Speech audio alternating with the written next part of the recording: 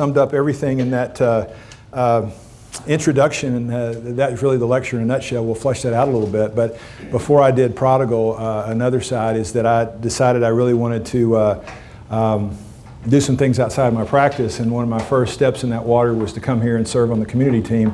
Once a week I gave up my Thursdays and came here and served with the team and helped with the leaders, and just had a tremendous time and thought I could help, and it was fun. It's where I learned about conflict resolution and dealing with community, and I'd go into groups, and again, all the while I thought I was doing a certain task, and it really was God preparing me to lead the Prodigal ministry. It was crazy. It's what we do. Because these closed groups that you're going to is a replica of community. It's a short mini version of community, but it's not community. So I'm going to tell you what community is tonight, and then you can see how this back there is a piece of that. So I'll explain that picture in a little bit. But I've been in a community. I guess I've been going here, and it's not a community. Is not. Larry was talking about. You don't have to go to seminary, and you don't have to go to Watermark. Community is not a Watermark thing. It's a biblical thing. I mean, and we're going to see that. It's not. There's nothing. It's just the Bible, and we're going to try to show that to you tonight. So, anyway, I've been going here. I don't know how many years, 13, 14 years, something like that. And so I've been in the same community group, and we had over the course of my career, I've been running my practice, and I do have my fingers in a lot of pies, and I get busy. And this thing is really a problem for me.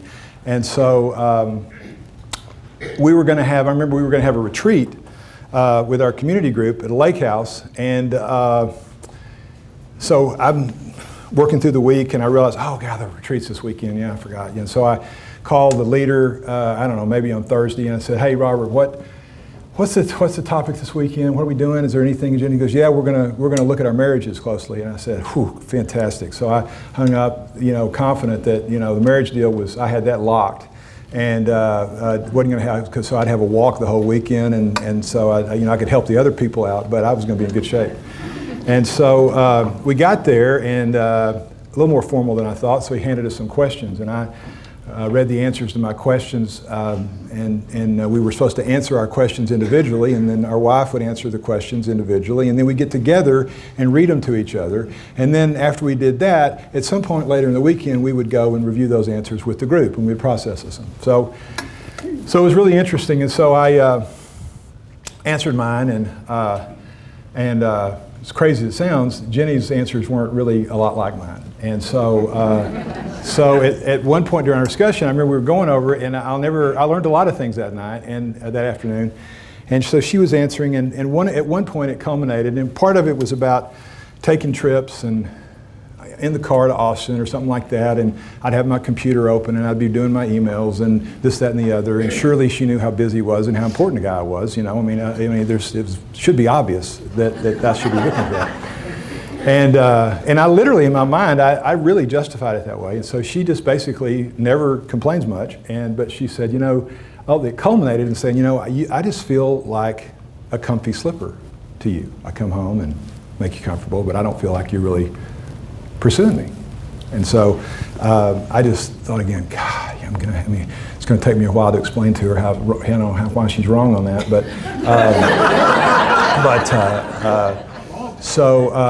Honestly, I did view it that way. She doesn't understand. She doesn't understand how big a deal I am, how busy I am.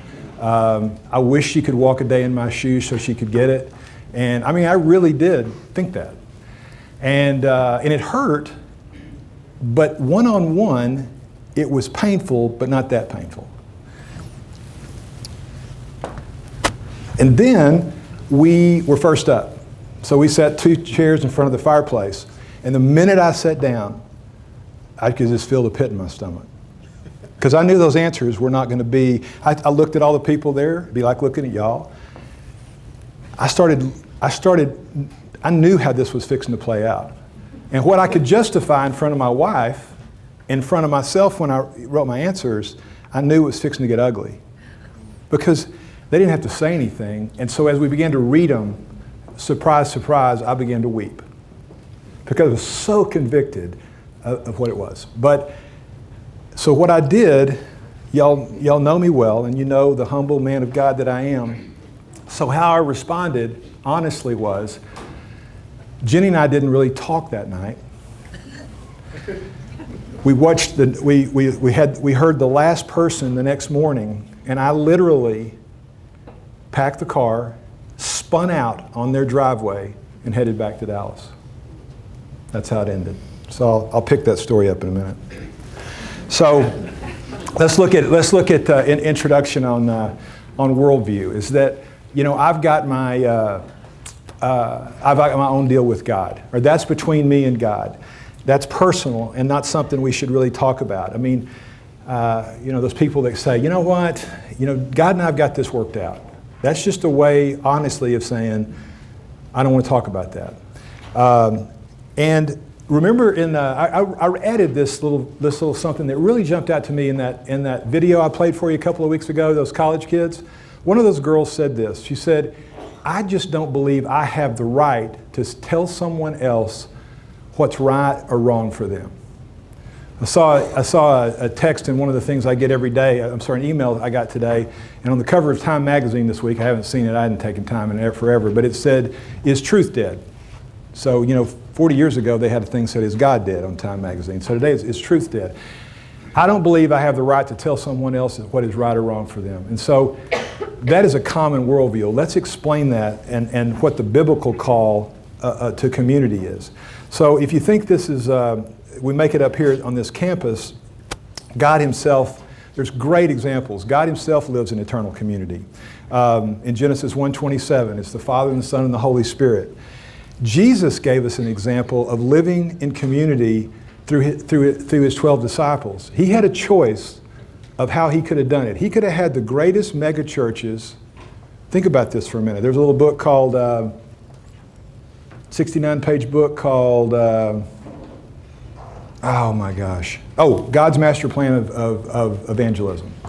It's God, that book says what was God's plan to change the world. Jesus could have had the greatest, you talk about hanging walkers up and canes on the wall. He could have done it, man. He could have had the greatest megachurch in history. But what he chose to do is he chose to pour in to 12 men. It's actually, it changed my life. Again, that Jay Burns pride that rears its head all too often, really in my mind, because I speak a lot in my medical community, and I think it's just more efficient when 5,000 people can hear me at one time as opposed to 50,000 people can hear me at one time. And I said, you know, that's just not how he did it. So I began to purposely change and try to get some men that I walk with from time to time. I don't do as well as I could, but it was Jesus' model for us was community, was building into people on a small level. Honestly, these lectures and the handouts you get are tools. But the application of those tools in closed group, if you don't go back there and be open and honest in your closed groups, I don't think you're ever really going to get there. I just don't. I don't think you can do it by listening to lectures and trying to apply it on your own. I think you have to have community to sharpen you. So the early church believers had a great example of how they shared together and shared all this stuff in Acts 2:42. Hebrews says that life change in Christ happens best in the context of our relationships. That's how it's supposed to be done. And I would say that it guards against isolation. Proverbs 18:1 says, man who isolates himself is a fool, so to speak, and he quarrels against all sound wisdom. That's where our prodigals are, right? They're in isolation. They don't listen to community. They're like us from time to time. And so in Genesis 2:18, another example of community, when God says, he saw that it was not good for man to be alone. He needs someone to sharpen us. So there's a biblical call to community. I'm going to sit down from time to time.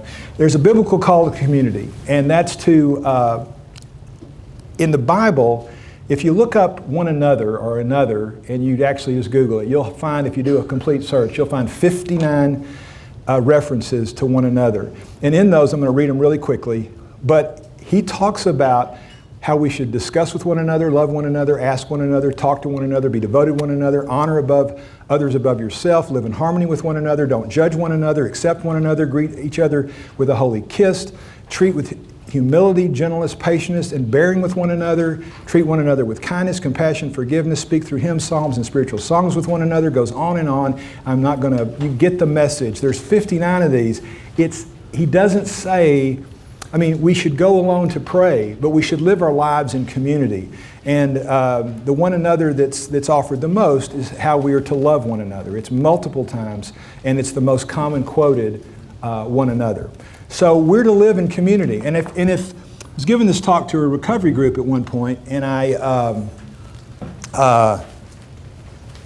was giving my talk to a community group at one point, and even if you looked at the recovery, if it was a 12-step process and God wasn't involved, even in a 12-step process, which was certainly originally, it's a higher power, they talk about our Father in heaven as the prayer, and we admitted we were powerless over our addiction, that our lives had become unmanageable. It is really difficult to fight this battle alone, and community is our model. Now, one of my favorite books, I told you I reread this recently over the holidays. It's called Real Christianity by William Wilberforce, written in the late 1700s. Now, I just want you to think about that. The late 1700s. And I want you to listen to the words coming off of his page. This is the guy, William Wilberforce was a young guy, brilliant guy, that was the chief reason that the abolition of slavery was carried out.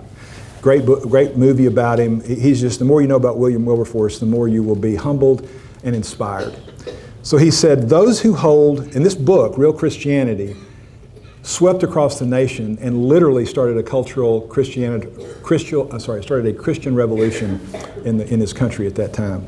He said, those who hold to the biblical doctrines of the work of Christ as the basis of acceptance tend to also to take the Bible's instructions concerning righteous living more seriously. But those who've created a system of their own, I've got my own deal with God, right? I've got this worked out. Those who create a system of their own tend to water down what's required in the practice of their faith. They also tend to create standards of behavior that fit their own lifestyle standards, and they know they can meet without the need of supernatural assistance. And the outcome is a way of life that's characterized by ignorance and conceit. And we see it every day, not in 1797, but in 2017. So, If you think you're doing okay, I just would say, Tozer says your view of God and your view of you is really important. We stress that a lot here. And one of the things Tozer asks you to do, he says, well, just check yourself. How did you do this year with regard to dying to yourself, like the Scripture asks, to serving others, to putting evangelism? Who did you spread the gospel with this week, today, this month, this year? Producing fruit. Would people say that you produce fruit for the kingdom? Maintaining joy despite circumstances that don't make sense to have joy. Your spiritual disciplines, how common, all of these are convicting. They convict me. But the point is, how are you doing? And if you're not doing better, is community, are you allowing community to sharpen you? In recovery and prodigal, how did you do in setting boundaries, enforcing consequences, trusting your child to God, laying your Isaac down, not enabling, rescuing, not living in fear, having joy, glorifying God in the midst of your prodigal chaos? Look, we go into these groups every week, and there is no judgment. I just want you to hear this again. Prodigal is a safe place, but it's not a comfortable place. We love you. We've given our kids cars when we should have kicked them out of the house. We've done all those things. So you can't tell us anything. You can't come here more ashamed than we've been on certain days. So that's Satan trying to keep you at home in isolation. That's what he's doing. So you're safe. Come here. But if you come back, it's not going to be comfortable because you're probably going to hear, let's work through what you were trying to achieve in giving that new car to your son who just failed a drug test 3 weeks ago. Something like that. Process it in community. Another quote by William Wilberforce. He says, so be honest in your perception. We're trying to, there's churches that are going to be here in another month, right? And they're going to, in this leadership conference. And there's churches that call us all the time from time to time can they roll out Prodigal there? Well, one of the things that I ask, that I've learned to ask, initially I was just so excited, we just went down that road, and then we realized we had obstacles. And the common obstacle that we see is, is your pastor supportive of recovery? Is your church a recovery church? Is that okay that we all struggle? Does your church support authentic, open, honest community? And if you don't do those things, I'd say, brother, I can't tell you how many people have said, you're just wasting your time. I mean, you got to have a community that you can process this with. It's got to be okay to say I struggle. I got to have people that tell me the truth in a loving way. So if you're deceiving yourself and you hide in a Sunday school of 200, it's safe and it's comfortable. And it's the same way year after year after year. So Wilberforce says in 1797, self-deception is one of the great enemies of practical faith. That's why it's often helpful to have relationships with other Christians who can give you an accurate appraisal of the true state of your life. Are you after the wrong thing?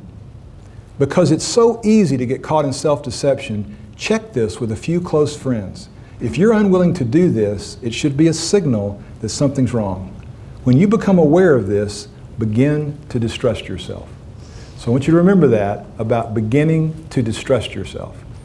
I'm going to tell you a story about myself at the end of this talk about that very thing. So we meet with 4 couples now, and we try to meet every couple of weeks as a group, as a large group, and then we try to meet every couple of weeks of the month, a couple times a month of men. And this is an attorney here in our group that keeps the list, and he still has a leather briefcase. He hates computers and emails, and he keeps this on this. So I actually said, can I have your list before it disintegrates in front of us? So I typed it up. And so every other Tuesday morning, we don't always go over this, but once a month we'll go over this. And I know I have to answer these questions to my men that are sitting me just like I was sitting in front of that fireplace. Are we maintaining our quiet times regularly and deeply? What's the status of our marriage? Are we treating our wives like a priority in their eyes? Have we suffered any sexual temptations, including pornography recently, and how have we responded? Are we maintaining our finances and tithing in a scriptural fashion? Are we tending to our bodily health? Is our business or profession God-honoring? Have we controlled our tongues? Have we controlled our anger? Have we had a critical spirit toward our spouses or others recently? Have we shared the good news with a non-believer recently? And have we lied about any of the above? You know the reason I put that in there? Is one of the first things I did when I was on the community team. I went to this unbelievable community group come to Jesus meeting where it was just conflict. And this guy, great guy, had gone to Watermark a long time, had driven, he was an alcoholic, and his wife had caught him driving his 2 kids around drunk. And it was ugly, but we were processing it, got to put a plan in place. And saw him over the years, and he was doing great, and he was serving on the parking team, and I asked how he was doing. He said I was doing great, and I find out 6 months later he's relapsed again. And I saw him, and I said, how long has it been going on? He said, it's been going on for almost since the time of the intervention. And I said, but I asked you. And he said, yeah, but you didn't ask me if I was lying. And I said, all right. So I went to my group, and we ask ourselves that, every time. And so those don't have to be your questions, but there ought to be some questions. And we've added some of those because we know some of those are our triggers. Like I think we ought to ask this question because we're struggling with this. So what's the goal of community? It's not just to go and be open and authentic, and sometimes you think that's the way it is. It's to be Christ-like. But as I've reshaped these, as God has opened my eyes to where He has me right now, it is to be Christ-like. But it is to know and understand Him. Recently I added Jeremiah 9:23-24 to try to memorize, and if I can remember it, I think it says, this is what the Lord says, let not the man boast of his wisdom, let the wise man boast of his wisdom, let not the strong man boast of his strength, let not the rich man boast of his riches, but let the man who boasts boast about this, that he understands and he knows me, that I'm the Lord who exercises justice, kindness, and righteousness. This is what the Lord says, that he knows and understands me. So if we know and understand him, I don't know what comes first, but I think if you understand who God is, it's back to that. If you have a vision of what Tozer says of who I am, the most important thing about you is what you think about me, what you think about God. And if you know and understand him, I think everything else, that he sent his son, that his son loves us, and we become Christ-like. And then we're motivated to go to community, not because it's a box to check off, but because we love Jesus Christ, and we want to know him better, and we want to experience his love, and we want to be more like Christ, and we want to be fruitful, and we don't want to have a sharp tongue, because we don't want to disappoint him. We want to have a relationship with a God that loves us. It comes out of that motivation, and so that's what community pushes you to. And if you don't want community, you got to check why, like Wilberforce says. Why? If the goal is to be more like him. Community's hard. So if you sign up for it, as iron sharpens iron, so one man sharpens another. Okay, my story in my community group, first time we decided, okay, man, let's try this thing. And there was a problem that was glaring with another person, and so we were going to deal with it. It was affecting our relationships, and I dealt with it, and we went to a nice restaurant here in town, and so we addressed it. And we closed the restaurant down 3 hours later. There was nobody there. And several times, I'm not kidding you, I hate to be off color, but along that time I just said, if I'd taken my own car, I think I would have just shot them the finger and walked out and driven home. Okay, and this is when I was a pretty strong believer here. So I was mad, right? We went home, we separated, and I told Jenny, I said, babe, if that's community, I'm out on this deal. We just lost our best friends. It's crazy, right? 9 o'clock the next morning, they call us. We've had a good night's sleep. We decide we need to get together. We work through it. And I'm telling you, breaking through that wall and getting that all resolved, we've never had to go back there again. It strengthened our relationship, and we took a giant step. So that showed me that every time I would go into a community group and they'd say the same thing, I don't know if our community group's not going to make it, she's mean, she has too much money, she doesn't know we don't have any money. I mean, whatever the issue was, I'd say, man, I'm so excited for you. Because if you can actually push through this window, your relationship is about to take a monstrous step. But community's hard. Iron sharpens iron. Iron causes sparks, and it's hot, and it's not fun. Community is not fun. It is fun, but it's not easy. So it says, here's a couple of community verses. And we urge each other, warn those who are idle, encourage the timid, help the weak, be patient with everyone. Titus 1:13, rebuke them sharply so they will be sound in the faith. It's okay. So the alternative, if you think it's hard, just consider the alternative. It's kind of like sometimes when we say, I don't know that I can give my child over to God, my prodigal over to God, my spouse over to God, whoever the prodigal is here, for whatever reason. We sometimes will ask you tenderly, I hope, consider the alternative. If you keep doing what you're doing, you know what's going to change. So if you keep where you are and you don't like community, then you're going to be in isolation, and that is exactly where Satan wants us. Satan does his best to work in isolation. He says, you belong to your father, the devil, and you want to carry out your father's desire. He was a murderer from the beginning, not holding to the truth, for there is not truth in him. When he lies in his native language, for he's a liar and the father of lies. And so when he gets you alone, he's doing the same thing to you right now, whispering in your ear that Burns doesn't really understand my predicament. My leader doesn't understand. If they only knew what I was going through, or my prodigal's up against, and his bipolar, his schizophrenia, or his ADD, or his adoption, or whatever he's struggling with. And Satan's whispering in your ear, casting doubt that God might not be there to catch him, or her, or whatever. It's the same thing he whispered in Eve's ear, right? Did he say not eat the tree? Did he say not eat the fruit of the tree? He just wants to take your joy away. If you eat that, you'll be like God. And that's been our problem ever since. And so he hasn't changed. He's the same adversary. Proverbs 14:12, there are ways that seem right to a man, but in the end they lead to death. And wounds from a friend can be trusted, but an enemy multiplies kisses. And the way of a fool seems right, but a wise man listens to advice. You see all this. I'll just center on this bold one. He who walks with the wise grows wise, but a companion of fools suffers harm. These are all in your handout. So let's look at a couple of ideas of how community can, work. Some examples of community. So David is a man after God's own heart. We're going through the Psalms this year. What a giant of the faith. He's listed in Hebrews 11 as a hero of the faith. I mean, they don't get any bigger deal than David, and closer to God, and God chose him as king, and he was a man after God's own heart. But he had some dark times. He made some mistakes. And so in 2 Samuel 11:1, there's a real key verse that says, in the spring, at the time when kings go off to war, David sent Joab out with the king's men and the whole Israelite army. And so when David should have been out at war, he was in isolation back in the palace.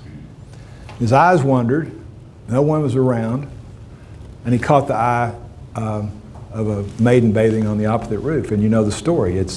He committed adultery. He had her husband sent to the front lines and murdered, lost the child.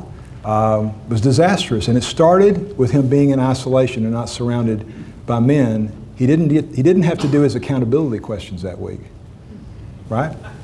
So here's another. How did Judas fail? He was in community. He was in the best, unquestioned community group in the history of the world, right? He was part of the Big 12, right? I mean, it was, and not the one here locally, but he was, the 12 disciples and Jesus's group was the greatest community group ever. But here's how that can fail.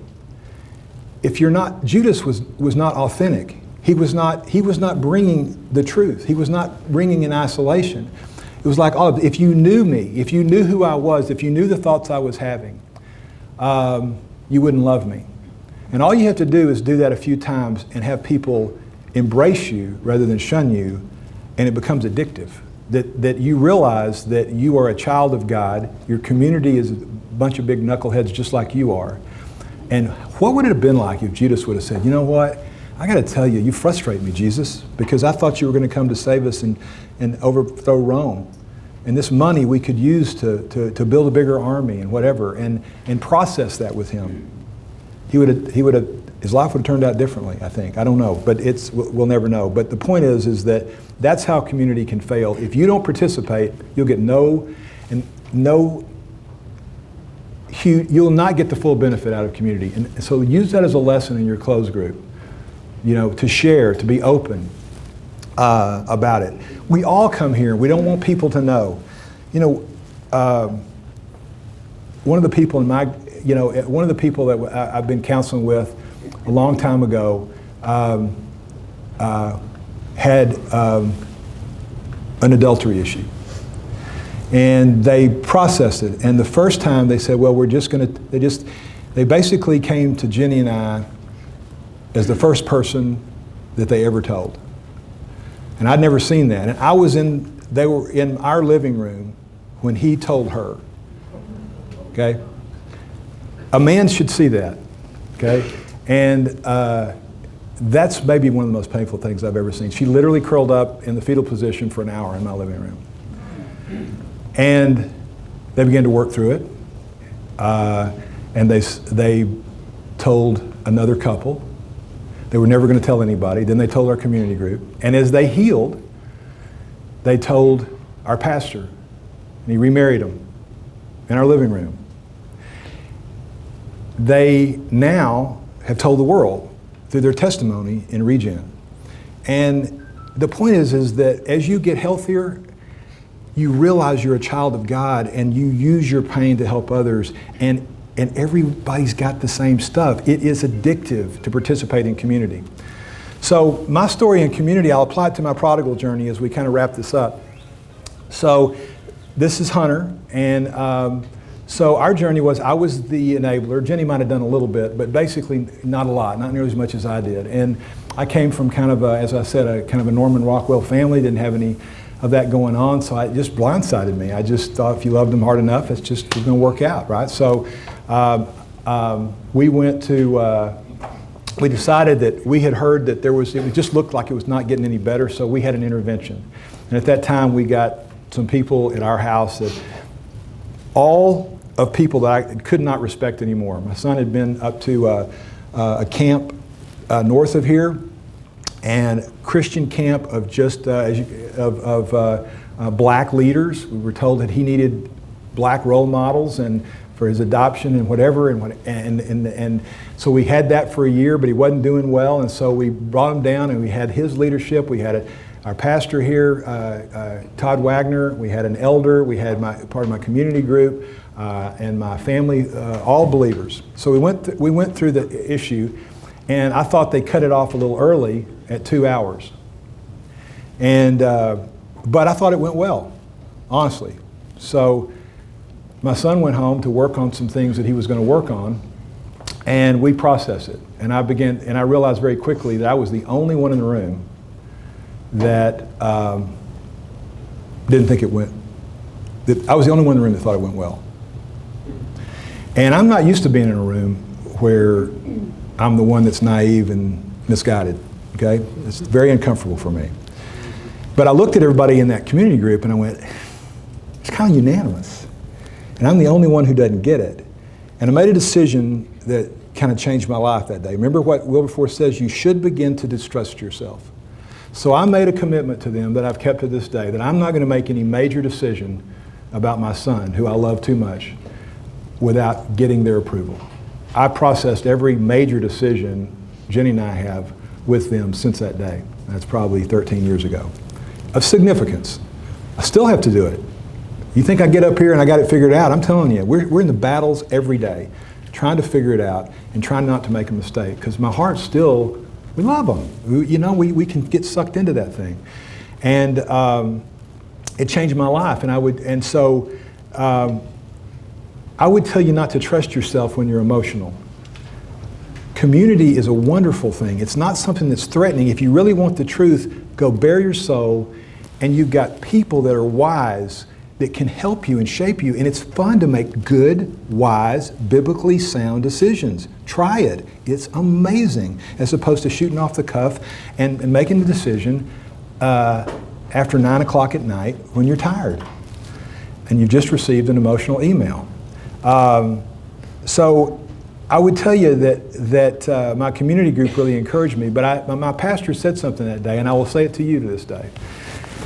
I thought, this is a time where you're so busy, you don't do this. You don't go to individual people in this body and do this work. I mean, lead an intervention. And by the way, your prodigal does not like seeing Todd Wagner walk in to do the intervention. I can just tell you that right now. But he stood on my porch that day and he said, you know, Jay, I said, I agree. I don't have a ton of time to do this, but one day I know you're going to be doing this. So I wanted to model it for you. You think about that, right? At that time, when all I'd done was enable, when all I had done had totally whiffed on that intervention, my community came around me, understood it, painted a vision, and if I've been in any of your groups, you've seen me do the same thing for that reason. Don't miss this opportunity. One day, you can use this for God's glory in a powerful way. I don't know if it's on stage, I don't know if it's back in your church or wherever it is, but don't miss this opportunity. Process it with community. And I paint a vision because I know it can happen. It happened to me. And it wouldn't have happened without community. So, I told you I would finish up. And that is that, so after I spun off from my community group guy's lake house, it still took me a day or two to kind of get my arms around it because it hurt me so badly. And then I realized that it was going to be easy, and I told Jenny that. I said, you know, it's not like I'm doing these things and neglecting you and taking you for granted because I don't love you. You're not the most important thing in my life. So this is not a hard call. I don't have to learn how to love you again. I just took you for granted. And so I asked for her forgiveness. I finally came to my senses. I'd love to tell you it happened around the fireplace. It took me 4 or 5 days. And those comfy flippers were given to her the next day with some tickets to Hawaii, and I think she liked the slippers, the Hawaii tickets more than the slippers, but she still has them. And the point is that I say honestly that changed our marriage a lot. I mean, we were great by any circumstance. I thought we had if my marriage never got better, I wouldn't have known a difference. But I will tell you that all she has to do now, when I'm on the computer or something like that, is just say, comfy slippers, you know, and it's all I need. That I realize I'm falling back into that again, and I couldn't have done it without community. So what we're giving you back there is life, and I hope you'll take advantage of it. And I hope that when you leave here, you'll get a glimpse of it, where you can take your prodigal issues back here, but you can go out and you can say, how am I using God's resources? How am I using my time? Am I at the right job? Tell me, I'm having trouble with my employee or my employer. This is the situation. How do I process that? It's a refuge. It's not hard. You want to get wise biblical counsel. It's amazing, and it's one of the bases of this ministry. So I thought it was worth to take a time to talk about it. So pray with me if you would. Lord, I just thank you for this time.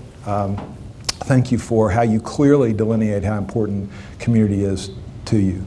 We love you so much. Help us to boast about one thing and to be driven by one thing. That we would just pray every morning, Lord, today, help me to understand and know you better. Help me to look at your word, and through your word, help me to see you clearly. Help me to process that word in the context of community. Help for me to pray about the wisdom I gained from your word and community with you, and so that I could produce fruit. I could have joy in all circumstances. And I would not be shaken because I have a clear view, and I live in the light of eternity, not this present world, but on what things that are not seen, so that I might be the man of God that you want me to be. In Christ's name we pray, amen. Have a great night. Thank you.